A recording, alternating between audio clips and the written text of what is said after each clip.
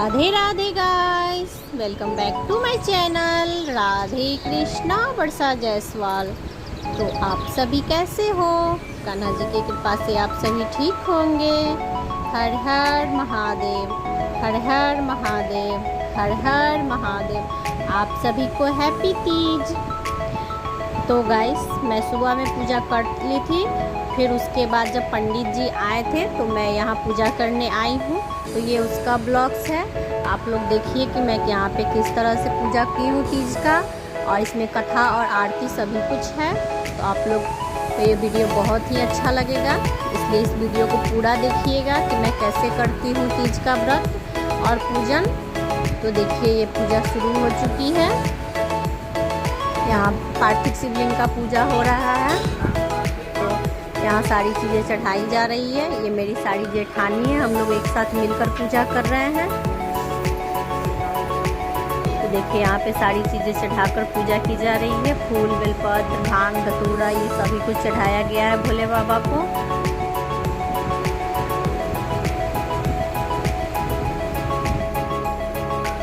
तो देखिए, यहाँ फल चढ़ाया जा रहा है और बहुत ही अच्छे से हमने पूजा की थी। ये साड़ी देखिए, इत्र चढ़ाया जा रहा है और सभी कुछ चढ़ाकर बहुत ही अच्छे से हमने तीज व्रत की पूजा की थी। इस बार मैंने दो जगह पूजा की है। तो ये देखिए, साड़ी भोग लगाया जा रहा है भोले बाबा को। और मैं घर पे ही सिन्होरा और डलिया भर ली थी, और सिन्होरा भी मेरा घर पे ही था। यहाँ मेरी तीनों जेठानी का सिन्होरा रखा हुआ है और मैं घर पे पूजा की थी तो मैं वहीं पे रख दी थी। तो इस तरह से हमने तीज का सारा पूजा किया। इसमें मैंने विधिवत पूजा होते हुए नहीं दिखाया है, क्योंकि मैं पहले वीडियो में दिखा चुकी हूँ कि मैंने किस प्रकार से पूजा की थी। ठीक उसी तरह से यहाँ भी पूजा हुआ था। मैं इसमें आप लोगों को कथा और आरती का पूरा दिखाऊंगी, तो आप लोग पूरा देखिएगा कि इसमें कथा और आरती किस प्रकार से हो रही है। और तो आप लोग देखिए, आप लोगों को बहुत ही अच्छा लगेगा ये देखने में। देखिए कितने सुंदर से भोले बाबा का पूजा किया गया है। सारी चीज़ें चढ़ाई गई हैं, फूल, बेलपत्र, भांग, धतूरा, अकवन का फूल, धतूरा, कांटा वाला श्रृंगार की सामग्री, ये सारी चीज़ें चढ़ाई गई हैं। भांग, मिश्री, फल, मेवा, मिठाई, सारी चीज़ चढ़ाई गई हैं। और पार्वती माता के लिए यहाँ श्रृंगार का सामान भी चढ़ाया गया है। पार्वती माता को हमने सिंदूर भी अर्पित किया है। तो इस तरह से ये सारी चीज़ पूजा हुई है।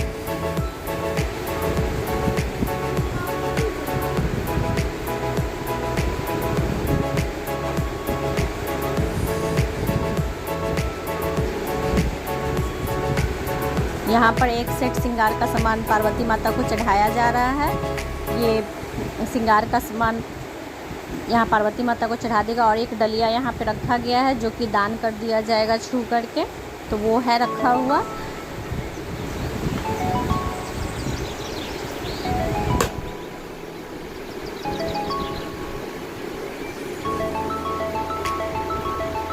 यहाँ पंडित जी जैसे जैसे बता रहे हैं उस तरह से हम लोग पूजा कर रहे हैं।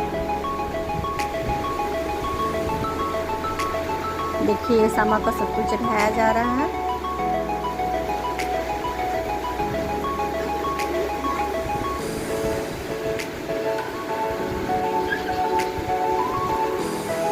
और देखिएगा, ये सिन्होरा में बांधने के लिए मौली दे रहे हैं पंडित जी। तो मैं अपना सिन्होरा लेकर नहीं आई थी, तो इसलिए मैंने धागा लेके रख लिया है। मैं घर पे जाऊंगी तो इसको बांध लूँगी ये धागा को।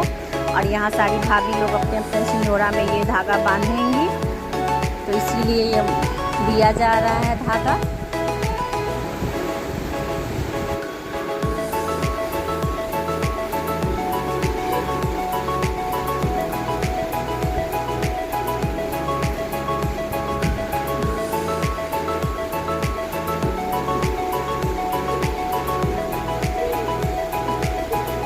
देखिए, यहाँ बांधा जा रहा है धागा को।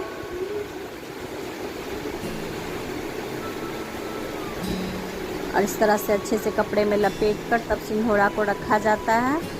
दिखना नहीं चाहिए सिंधोड़ा।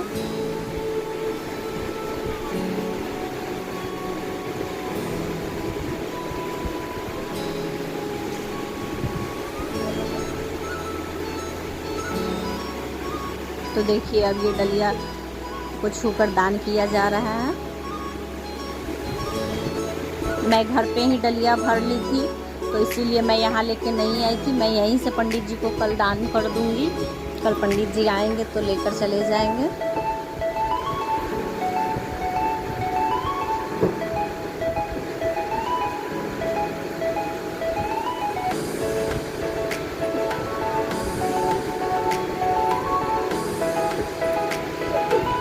तो इस तरह से सारे विधि विधान के साथ पूरा विधिवत हमने पूजा किया तीज का। आप लोगों को हमारे तीज की पूजा का वीडियो कैसा लगा आप लोग मुझे प्लीज़ कमेंट करके बताइएगा। और गाइस इसमें कथा है वो भी मैं आप लोगों को दिखाऊंगी और आरती भी दिखाऊंगी। कहते हैं मंदार की माला से जिन पार्वती जी का केश पासन जी का मुंडों की माला से जिन शिव जी की जटा रखी हुई।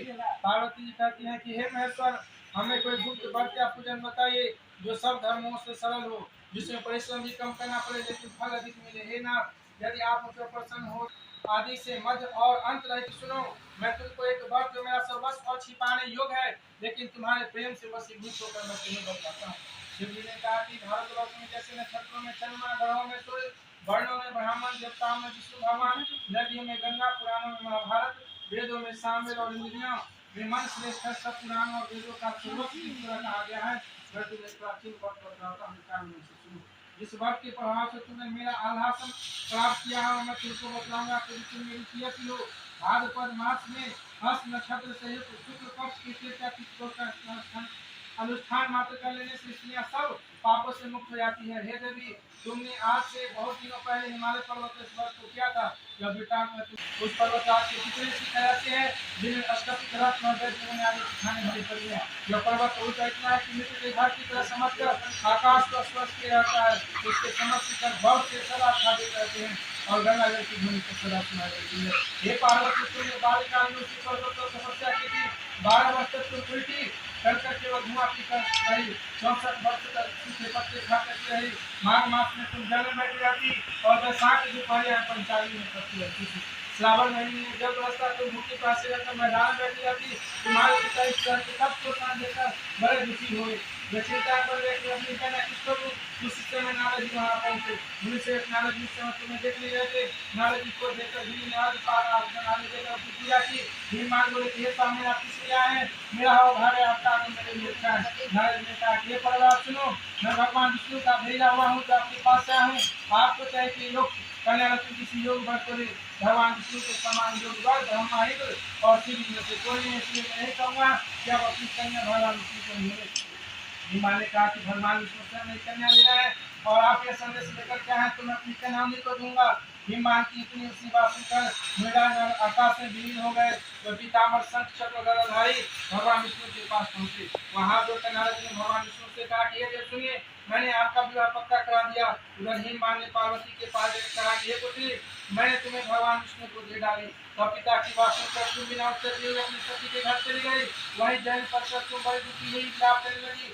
तुमको इस तरह विलाप करके देखकर के सच बोले तुम इतनी दुखी क्यों? इसका कारण बताओ। तुम्हारी जो इच्छा होगी मेरे पास से तुमसे बुरा करने की चेष्टा करूंगी।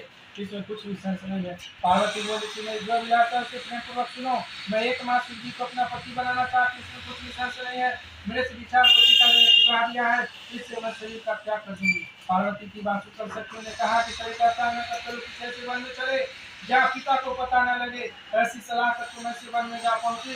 उधर तुम्हारे पिता तुम्हें घर घर खोलने लगे। दूतों द्वारा भी खबर लेने लगे कि कौन देवता है कि मेरी पुत्री को हरण करके ले जाए। उन्होंने मन ही मन कहा कि मैं नारद जी का लिए प्रतिज्ञा कर चुका हूँ कि अपनी पुत्री भगवान विष्णु को मैं दूंगा। ऐसा सोचते सोचते हनुमान मूर्छित हो गए। विराट को मूर्ति देकर सब लोग आकार करके दौड़ पड़े। जब वो सया तो पूछने लगे गिराज अपनी मूर्छा का कारण बताइए। भीमा ने कहा कि आप लोग मेरे दुख का कारण सुने न मालूम कौन मेरी कन्या को हरण करके ले गया। ऐसा तुम्हें किसी काले सांप ने काट लिया हो या सिंह कहा मेरी बेटी कहा है। किसी दुष्ट ने पुत्री को मार डाला। ऐसा करो वायु से धूप से कांपते वृक्ष के समान कांपने लगे। इसके बाद हिंदी मात्र में वन में खोलने लगे। वह वन भी सिंह भालू में सब जंतुओं से भयानक हो रहा था। तुमने अपने शत्रुओं के साथ उस भयानक वन में चलती चलती एक ऐसी जगह जा पहुंची जहाँ एक नदी बह रही थी। उसके रमणीक तट पर एक बड़ी सी गंगा थी। तुमने उसी गंगा में आश्रम बना लिया और बालू में मेरी पत्नियां बनाकर साथ में हाथ रखकर मेरी आराधना करने लगी। जब भागवत शुरू की हर चीज तृतीया तिथि शराब पी तब फिर मेरा विधिवत पूजन किया और आप पर गीत नाद आदि से मुझे प्रसन्न करने बिताया। उस वक्त राज के से मेरा आसन डगमगा उठा, जिससे मैं तत्काल उस स्थान पर जा पहुंचा जब तो अपने सखियों के साथ रहती थी। वहाँ पर मैंने तुमसे कहा कि मैं तुम पर प्रसन्न हूँ, बोलो तुम क्या चाहती हो। तुमने कहा कि मैं जैसे यदि आप मेरे पर प्रसन्न है तो आप मेरे पति बने। मेरे तथार्थ को कहकर कैलाश पर्वत पर वापस आने पर तुमने वहाँ प्रतिमा नदी में प्रवाहित कर दी। सत्य के साथ अपना वक्त का पान किया। हिमांगी तब तक तुम्हें खोजते खोजते वहाँ पहुँचे थे। चारों दिशा में तुम्हारी खोज करते करते वे व्याकुल हो चुके थे। इसलिए तुम्हारे आसन के समीप पहुँचते हुए गिर पड़े। थोड़ी देर बाद उन्होंने नदी के तट पर दो कन्याओं को सोते हुए देखा। उन्होंने देखते ही तुम्हें छाती से लगा लिया, बिलख कर रोने लगे। फिर पूछा कि पुत्री तुम सिंह व्याघ्र आदि जंतुओं से भरे पड़े इस वन में क्यों आ पहुंची हो। पार्वती ने उत्तर दिया कि पिताजी मैंने पहले अपने आप को शिव जी के हाथों सौंप दिया था, आपने मेरी बात टाली थी, इसलिए मैंने यहाँ से लिया। हिमालय संतान जी पुत्री मैं तुम्हारी इच्छा के लिए कुछ न करूँगा। वे तुम्हें अपने साथ घर ले आए और मेरे साथ तुम्हारा विवाह कर दिया। इसी से तुम्हें मेरा आभासन पाया है। तब से आज से किसी के सामने मुझे यह वर्त प्रकट करने का अवसर प्राप्त नहीं हुआ है।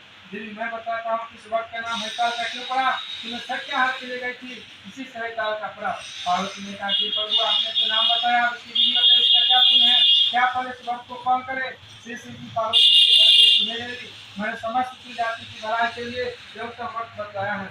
जो इसके अपने सौभाग्य की रक्षा करना चाहती है वह यत्न पूर्वक इस बात को करे।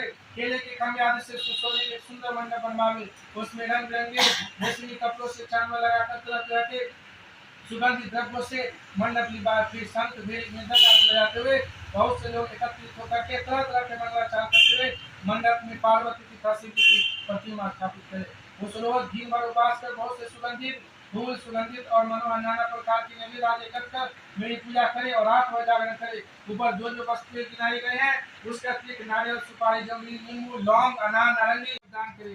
ये देवी जो इस प्रकार पूजन करती है वह सब पापों से छूट जाती है। उसे 7 जन्म तक सुख तथा सौभाग्य की प्राप्ति होती है। जो इस तृतीया तिथि को व्रत न कर अन्न भक्षण करती है वह 7 जन्म तक बंधा रहती है। उसको बार बार दुख भोगना पड़ता है, वह बार बार विधवा होती है। वह सदा दरिद्र पुत्र शोक से शोकाकुल स्वभाव की राखी इस तरह दुख भोगने वाली और उपवास न करने वाली उसकी घोर रस में जाती है। मांसाहार करने से बागी, दही खाने से बिल्ली, मिठाई खाने से चींटी और कुछ खाने से मक्खी होती है। बीज को आने खाने से सुकरी, फल खाने से बंदरिया, पानी पीने से जोक, दूध पीने से साकिन, कुछ रोज सोने से अंजरी और पति को धोखा देने से मुंडी होती है। इसलिए सभी स्त्रियां व्रत करे। दूसरे दिन सुवर्ण चांदी तांबा आदि बात आदि के पात्र में अन्न भरकर ब्राह्मण को दान और पान करे। इस प्रकार व्रत करती है वह मेरे समान पति पाती है और जब वह मरने लगती है तो तुम्हारे समान पति रहता है। उसे सब प्रकार से संसारिक भोग और शरीर मुक्ति मिल जाती है। इस काल का की व्रत कथा मात्र सुनने से प्राणी वो 1000 अश्वमेध और सैकड़ों बासुरी यज्ञ करने का फल प्राप्त होता है।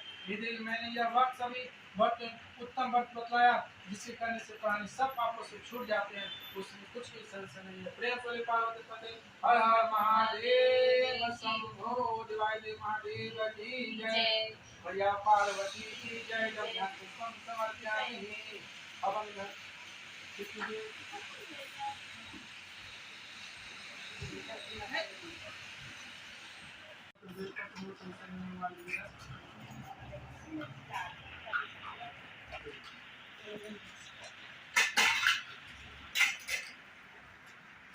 हवन सामग्री निकाल लीजिएगा, 11 बार हवन होगा।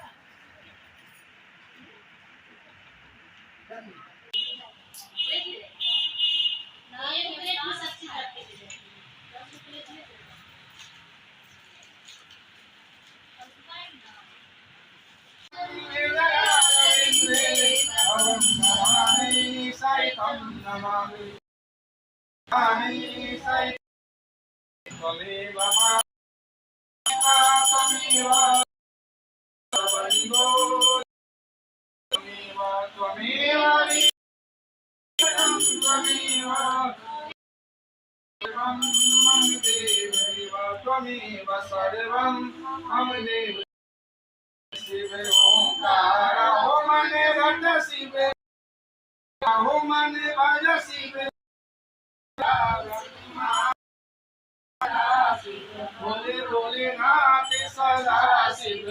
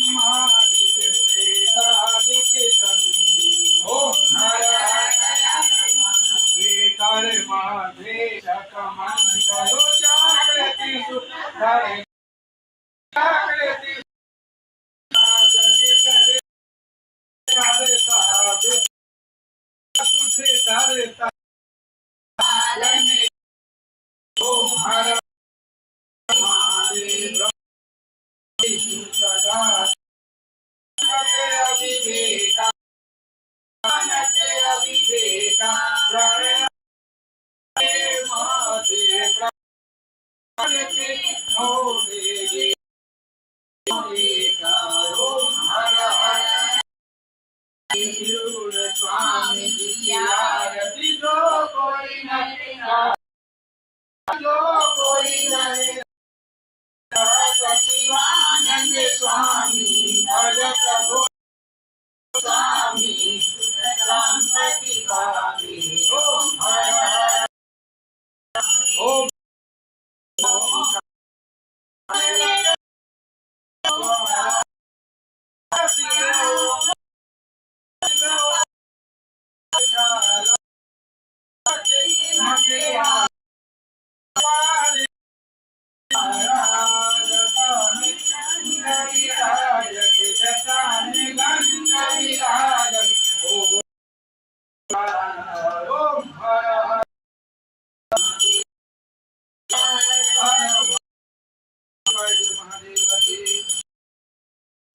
गणेश भगवान की मन की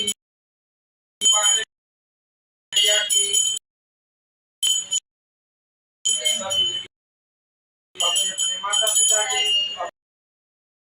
धर्म की जय प्राणी में श्रद्धा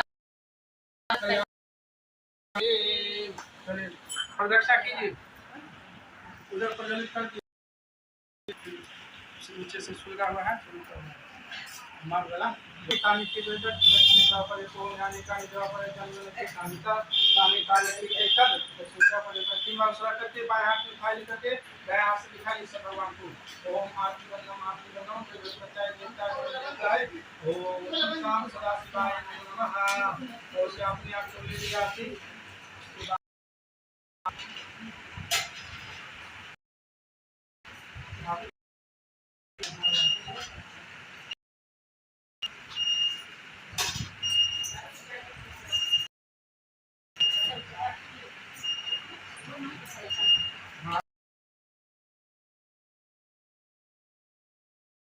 आपने देखा गाइस कि किस तरह से कथा और आरती हुई है और फिर अभी हम लोग हवन कर रहे हैं।